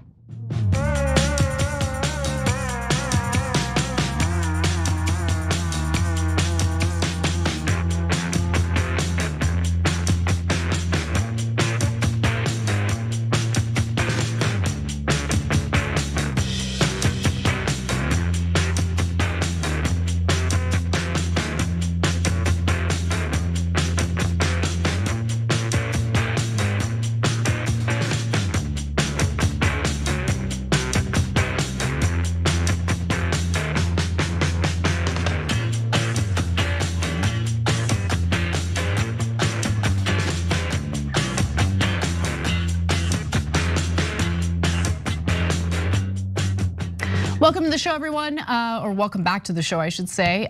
We've got a lot more to get to, but I just wanted to take a moment to just mention briefly one other thing. So I've engaged in lots of debates with the pro-Israel crowd. Most of them have been on Tucker Carlson's show. I've been on Al Arabia, I think 3 different times, oftentimes debating an entire panel of pro-Israel people. And it gets fiery, I get it. I mean, I had a Somali Uber driver tell me recently that he's a huge fan, supports everything I do, but just wants me to stay calmer. I get it, I need to stay calmer. But at the end of the day, what I focus on is the substance of the debate. Yes, sometimes I will call people like Jonathan Conricus a terrorist because I genuinely think he's a terrorist. It's not just an ad hominem, I'm just trying to inform the public of what I genuinely think about the IDF spokesperson. However, the pro-Israel crowd seems to be getting desperate. And the reason why I know that is because they don't even try to engage the substance anymore. They just engage in dehumanizing insults. And Emily Austin, who gets paid by Israel to carry out their Hasbara and admitted as such on her take when I used to be a host on that show, decided to compare me to a cockroach. Now, this was on the night of the Met Gala. She tweeted something about it and I ignored it because the vermin thing has a very ugly history. And she, as a Jewish American, knows that, she knows that. And I found it so gross, I didn't want to draw attention to it. So I ignored it the first night. And then the second night, she decided to put out a video making the same joke. And I responded to it and just made a point about how they can never dismantle my arguments. First, they try to smear you as an anti-Semite, of course. They try to get you fired. If that doesn't work, they'll go after your family, as they've done with my husband, and try to get him fired. And by the way, they might accomplish that. And if they do, I will go nuclear. They'll do whatever it takes to censor you, destroy you. They'll never engage the substance of your argument. And that's what losers do. That's when they basically publicly acknowledge for the rest of the world, we are not on the winning side of this issue. We know that we're attempting to defend the indefensible. So rather than even engage in a defense of Israel, we're just gonna smear those who are trying to get the truth to the American people. So we make better decisions in our political system and get the pro-Israel crowd out of our government. So I don't know what to say really about Emily Austin and the fact that she decided to invoke one of the most disgusting, dehumanizing, vermin statements made against the Jews during the Holocaust. Somehow it's okay. And by the way, I don't care what Emily Austin has to say. I'm unbothered by Emily Austin, but I just wanna note that what gets them so riled up is that I have a problem with innocent people getting killed. I have a problem with millions now in the Middle East being displaced from their homes being demolished, not just in Gaza, okay, not just in Gaza. Israel has been involved in the destruction of Syria, Libya, Iraq, Iran, even though they're not succeeding in getting what they really want from Iran, which is regime change or a failed state.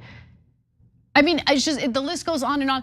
I have a problem with what the Israeli government is carrying out with the use of its military.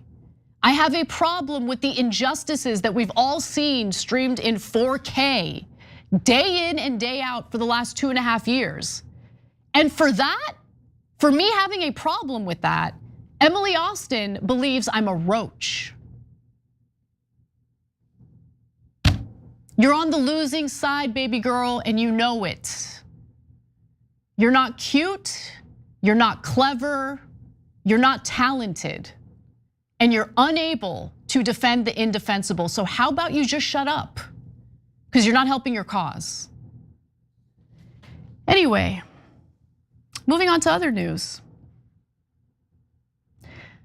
I wanted to do an update on Gaza because I've been following up with Gaza on a personal level, just reading up on what's been going on there. And the rest of the world, it just feels like has forgotten about Gaza, and it's heartbreaking. And nothing makes me feel more powerless than seeing the atrocities carried out with our resources against these innocent people who are trapped in an enclave that continues to shrink because the Israelis are taking up more and more space, more and more land. They're occupying more of it. So let's get to the details.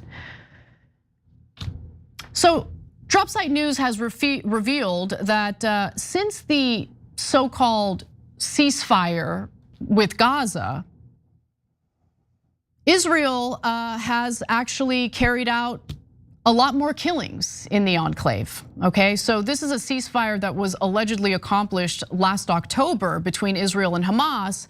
But since then, over 800 Gazans have been killed and over 2,000 have been wounded. How is that a ceasefire? It's not. There was never a ceasefire in Lebanon. There was never a ceasefire in Gaza.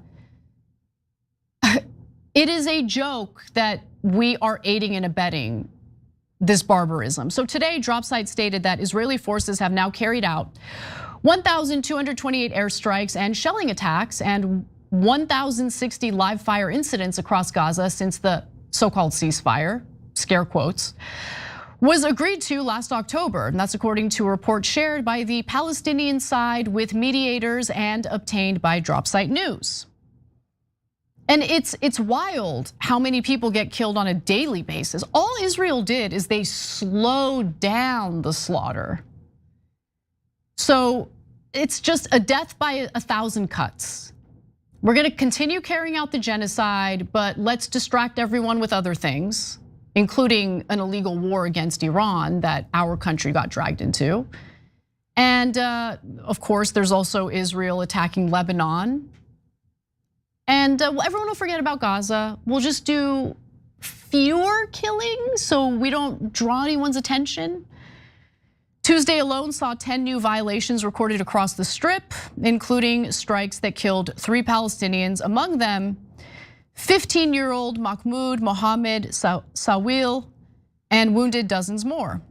And since the ceasefire took effect, 837 Palestinians have been killed,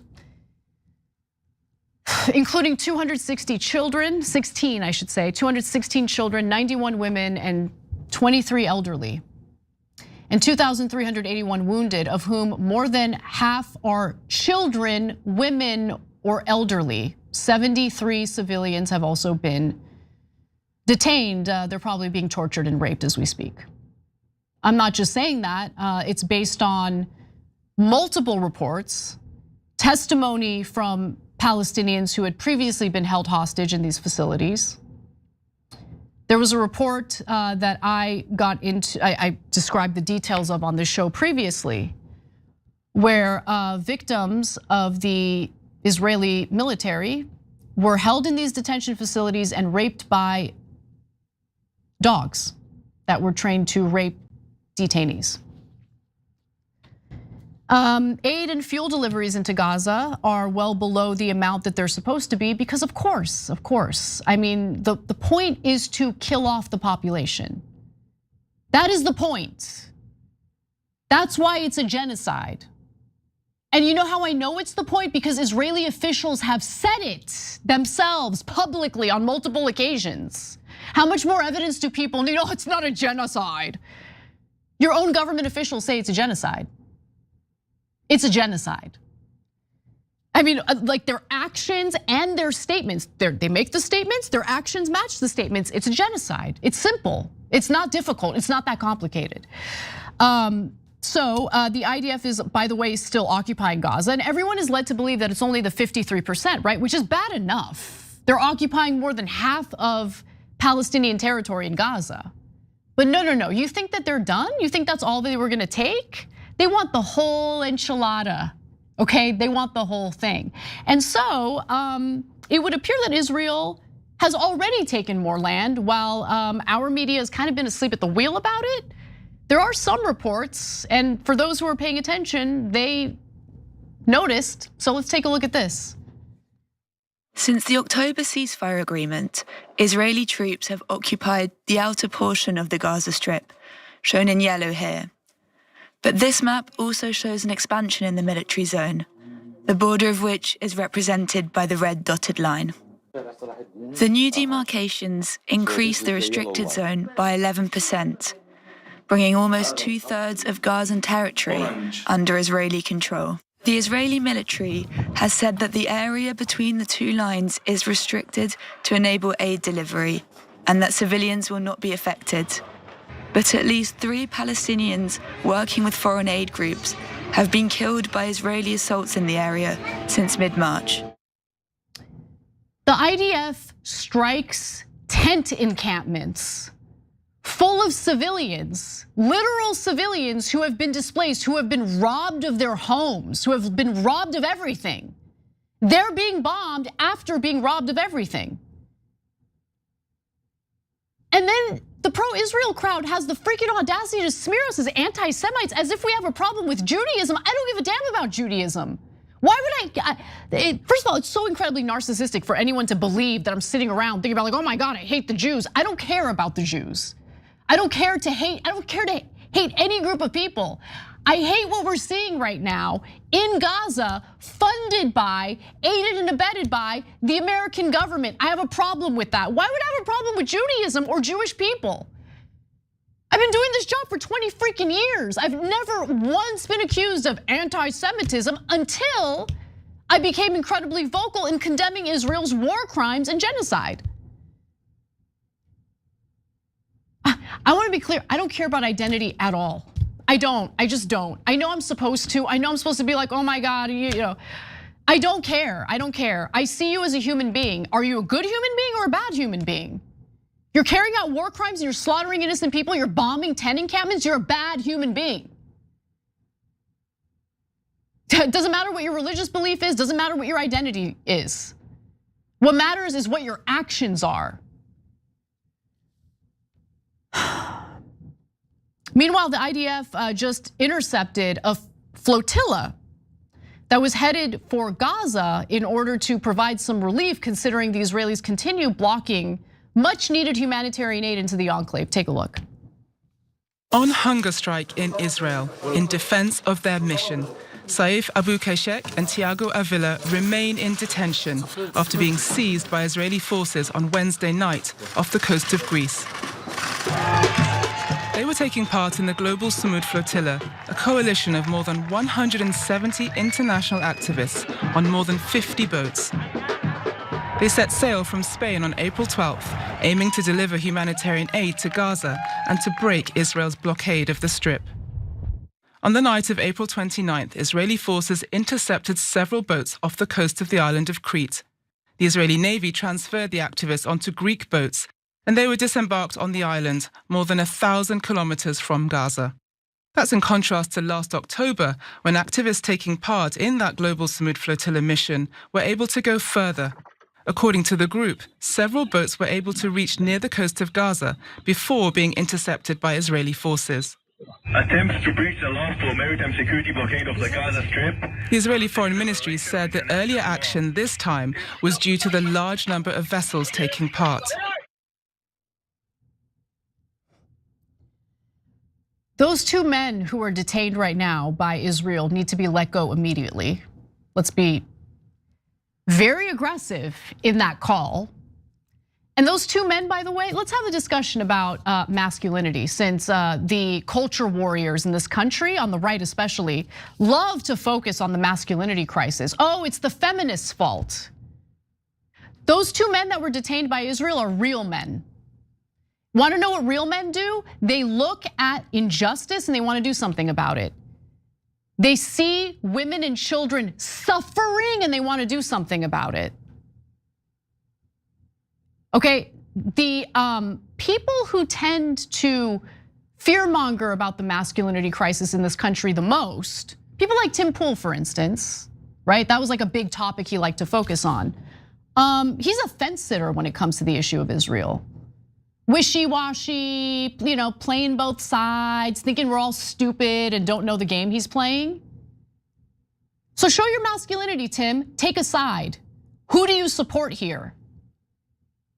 The men who are actually trying to get humanitarian aid to women and children who are purposely being starved to death by Israel? Or by the country that decided to punish them for doing it? Yeah, Israel triggers me, that's for sure. Because the inhumanity, they just rub it in your face every single day. It disgusts me that they have stained this country because of our alliance with them, because of the fact that we're funding what they're doing.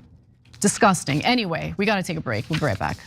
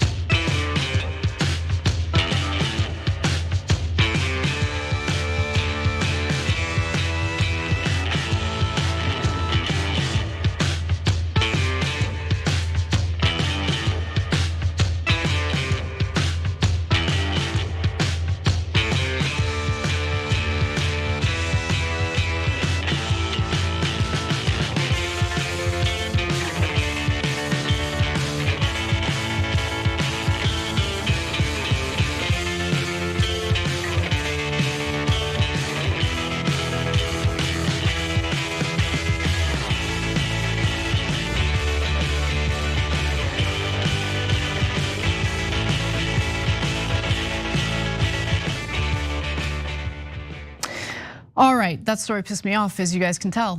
But anyway, so Dallas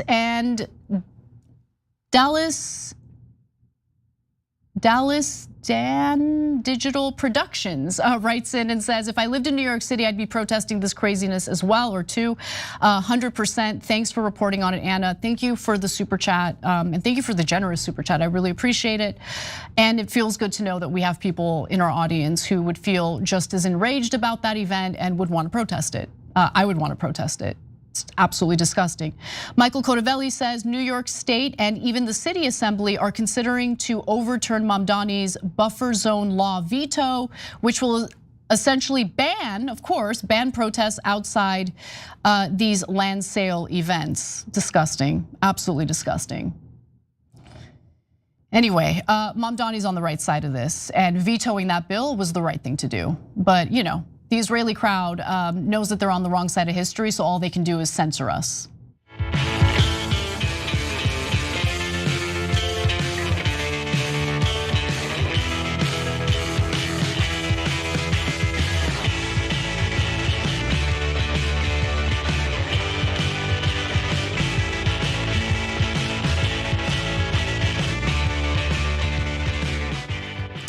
Later in the show, either later in this block or in the bonus episode for our members, we'll give you an update on FBI Director Kash Patel's retaliation against The Atlantic because they dared to report about his alcohol abuse issues. But anyway, before we get to that, let's talk a little bit about this fascinating moment on Abby Phillips' show on CNN. But now that there's a hot war in the Middle East, does that change the calculus? What is the point? We already know that they have nukes. If the United States forces them to cough up the fur ball, how is that in the interest of the United States? I'm sure there's some point. I just don't know what the point is. Can anybody explain to me how does it? It seems to me it's just another attempt to for the left wing of my party to throw a rock at Israel. All right, so last night, CNN's commentator, Van Jones, argued that there would be no point for Israel to disclose that it has a clandestine nuclear program, is not part of the non-proliferation treaty, and pretends to be a victim endlessly, even though they literally have nuclear weapons that guarantees that whether they have a right to exist or not, they will exist because they have nukes. Now, I appreciate that Abby Phillip there pushed back a little bit, but let's talk about this in more detail. So first, let's explain some of the context here. On Monday, 30 House Democrats urged the Trump administration to do the right thing, which means he won't do it, and basically stand against Israel by acknowledging that Israel has a nuclear program. Now, for all of the hatred that some on the left want to direct at former Congresswoman Marjorie Taylor Greene, you do have to give her credit for the fact that she stood on the House floor and gave a speech where she repeatedly drew attention to Israel's clandestine nuclear program. And I really appreciated that. Because while I know about the clandestine nuclear program, most Americans don't know. Most on the right certainly didn't know, because it's something that's been concealed from the American public. I mean, there's reports about it, but you really have to do some digging. It's not like something that comes up in every article where Israel is fear-mongering about Iran's nuclear weapons, which don't even exist. See, if you're doing accurate journalism, every single time you're quoting an Israeli fear-mongering about Iran, you would also mention that Israel has nuclear weapons, but they don't. So I appreciated that Marjorie Taylor Greene informed the general public about the reality of the situation. But anyway, specifically going back to the Democrats, the 30 House Democrats who are urging Trump to acknowledge Israel's nuclear arsenal, they write a letter and it reads in part, "We are, in the fullest sense, fighting this war side by side with a country whose potential nuclear weapons program the United States government officially refuses to acknowledge.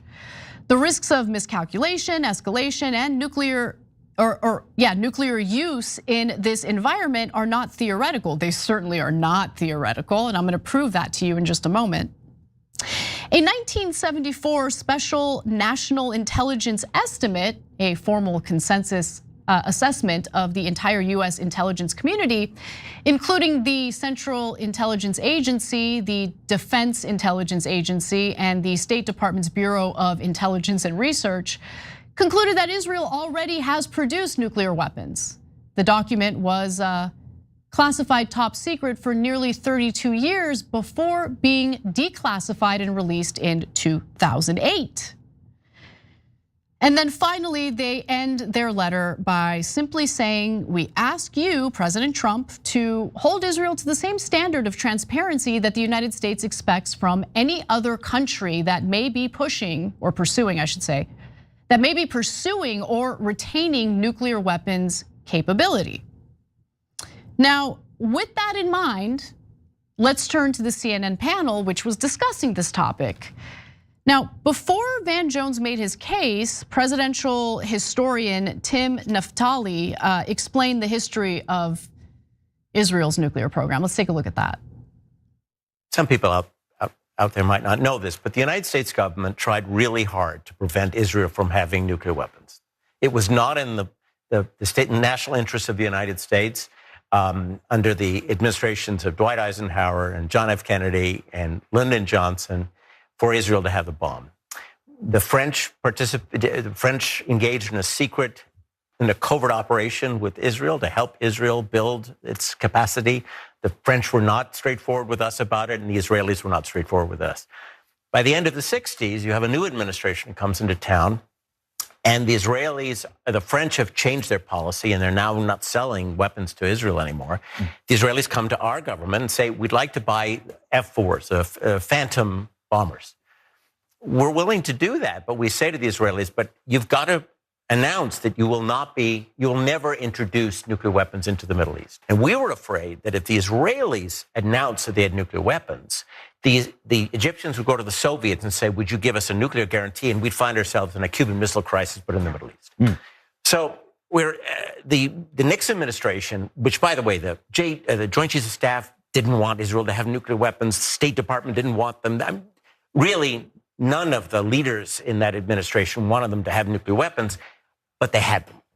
And so the US government came up with this fix, which was basically, don't say to the world that you have them,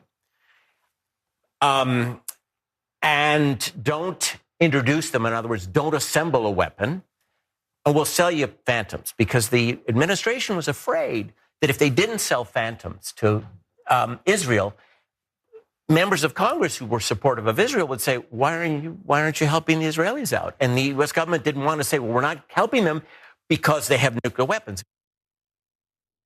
Okay, they have nuclear weapons. Okay, they have nuclear weapons. They stole nuclear secrets. They stole enriched uranium. Okay, that's what happened. That's what Israel did. And for whatever reason, Van Jones doesn't think it's a big deal. You know, it's a clandestine nuclear program based on stolen enriched uranium from the United States or stolen materials from the United States, stolen secrets from the United States. That is the reality of the situation. Van Jones couldn't care less, apparently. Gee, I wonder why. Okay, so he did get a little bit of pushback from Abby Phillip, which you saw in the earlier video, and I want you to look at a longer version of that clip. Take a look. I mean, we do. Look. Is there? I'm asking an honest question. Why? I mean, has there been some rumor that says that Israel is going to nuke Iran? Here's the thing. I guess the question is again now. There's been a change of status quo. Mm-hmm. There's a war between the United States, Israel, and Iran that is going on right now in the Middle East. And under those circumstances, that is actually different from what we've been experiencing for the last, 40, 50 years. And so under those circumstances, there's only one power in the Middle East that has a nuke, and it's Israel. And so the question is, what are the circumstances? What are the boundaries? Are there any boundaries? They don't acknowledge that they have them. I appreciate her saying that because it's true. I mean, it needs to be said. And so he doesn't think it's that big of a deal. Now, I think it's a big deal. I think it's a huge deal, and I want to explain why. We've already been threatened with Israel's nuclear weapons. You heard me right, I just said that. Israel has, or at least figures in Israel, have threatened to use nuclear weapons against us if we don't give them what they want. Now that would be a big mistake, okay? And the whole thing about nuclear weapons is when you're threatening another nuclear power, you are egging on mutually assured destruction. Let's be clear about that, so stupid move. But when we talk about the threat, it's coming from a stupid person. And I'm talking about Jonathan Pollard, notorious traitor to the United States, a US-born former CIA official who betrayed the United States by providing US secrets to the Israelis. He got caught doing that and went to prison for it. Unfortunately, during the Obama administration, he was offered parole. This was, I believe, in 2015. Big mistake. He should have never been released from prison. He should have rotted there. He should have died there. I would have wanted a punishment even worse than that, but okay, life in prison, it would suffice. He was a traitor to our country. He sold our secrets to the Israelis, and then the Israelis, at the time, we were enemies with the Soviets. They provided our secrets to the Soviets. I mean, just treacherous behavior. But anyway, Obama offered him parole, in 2015. It was like a humanitarian thing. I guess he had fallen ill in prison where he deserved to die. But then later, Trump, in his first administration, allowed him to fly back to Israel. And that's exactly what Jonathan Pollard did. He flew back to Israel. I shouldn't even say back to Israel. He wasn't born in Israel, he was born in the United States. But he flew to Israel to safety with the people he actually cares about, the country he actually cares about. And he did so on the Adelson jet. So he got to fly to Israel in class, right? And then what did he do after that? I'll give you a little taste. This is a video of Jonathan Pollard speaking to Israeli media and bragging about threatening the United States with Israel's nuclear weapons. Let's take a look. Well, I believe that the Biden administration, as I called it, did threaten us. But I said, you're mistaken if you think there's never a choice. There was a choice. He said, well, what? Is it to have our weapons cut off? I said, no, let me bring you back to October 1973 during the Yom Kippur War when Henry Kissinger instituted an arms embargo against us. He stopped the aerial resupply of our army at that point to extract diplomatic concessions from us. And what happened?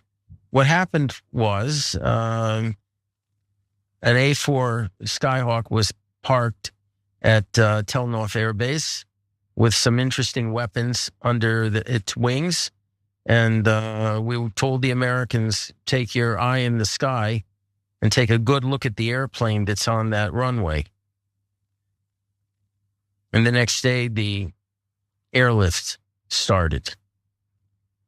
So the guy that I was talking... Which airlift? To Israel. The arms airlift. So in other words, we threatened their... We threatened to use unconventional weapons. I'll leave it at that. Threatened to use nukes. By the way, Biden threatened the Israelis. Are you kidding me? Well, what did Biden threaten the Israelis with? Oh, we're gonna withhold some of the bombs that we've been providing to you because it looks bad that we're providing the bombs that you're dropping on children's heads in Gaza? Is that what? Oh, that's deserving of a nuclear threat? That's our ally. That's our ally. So you guys understand why I'm so heated about and passionate about how I think Jonathan Pollard should have rotted and died in prison?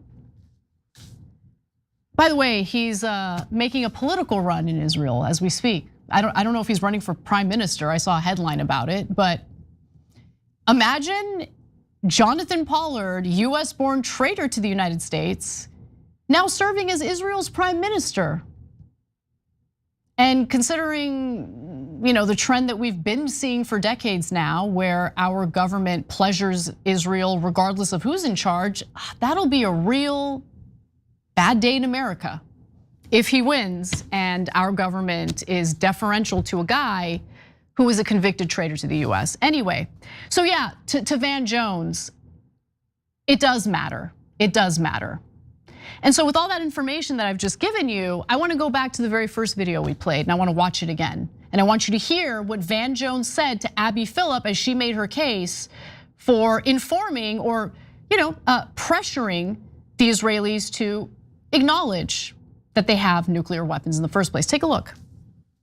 But now that there's a hot war in the Middle East, does that change the calculus?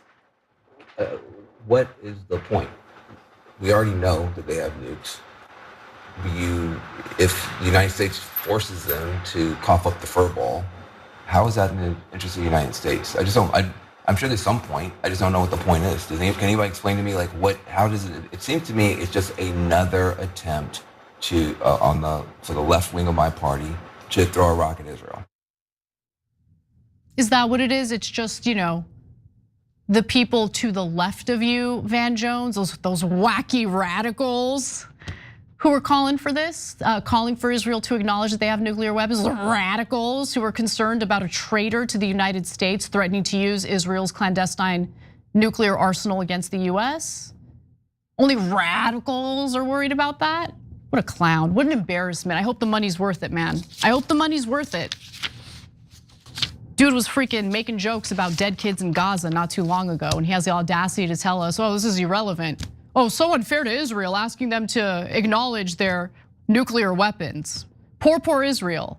Anyway, going back to Jonathan Pollard real quick, because I have one other thing to say about him, just to give you a sense of how sadistic that piece of crap is. He wants Gazans wiped off the face of the map, and I'm not kidding. In fact, he wants to represent that policy in the Knesset. And Pollard stated the following: I personally prefer the forcible removal of all current residents of Gaza and the annexation of Gaza and its repopulation by us, meaning the Israelis. Last year, US Ambassador to Israel, Mike Huckabee, met with Pollard in private, did not inform the White House about it. Our government had no idea, allegedly. And he invited Pollard to the US Embassy. So the US Embassy is considered American soil. So that traitor stepped foot on American soil, met with our ambassador to Israel without anyone in the government knowing about it. And we're supposed to be mad at Tucker Carlson because his line of questioning toward Huckabee was naughty. It was offensive to the Israelis. Good. I hope they're offended every day, all day, because they deserve much worse than that.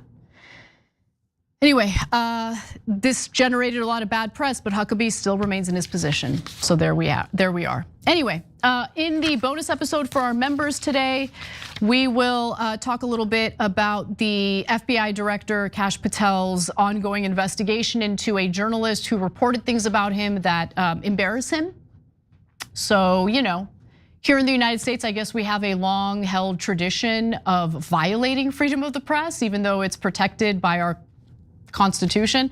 So I'll give you the details on that and more. I'm gonna read a few more comments before we wrap up the main show, tyt.com/join to become a member. We have Jonathan Borges-Johnny from TYT Premium who says, Anna with the burn, sharp as ever. I don't know which burn you're talking about, but thank you. Could it get any better? I appreciate it. Thank you to Hurley666, who is a member via TYT Premium. You guys should interview Nikila Jasmine Thomas. She's running for US Senate here in Oklahoma and is our only Dem candidate not taking PAC money. That's amazing. We'll definitely pass that message on to Cenk. I'm sure he'll be interested with that. Sid Life 365 says, Anna, everything is backwards. Have patience. God gives me sanity. If I didn't have that in my heart, damn, I would be a monster in these times. I totally understand where you're coming from with that. Silver X D1GE, Edge, I guess. Emily Austin stated that her dad's family is from Bulgaria and shortened their original Jewish last name, though she did not disclose that original full name because she is so ashamed to be Jewish. Emily Austin should just be ashamed by her conduct, her public conduct, okay? Comparing human beings to cockroaches is disgusting. Anyway, bonus episode for our members next, tyt.com/join. I'll see you there.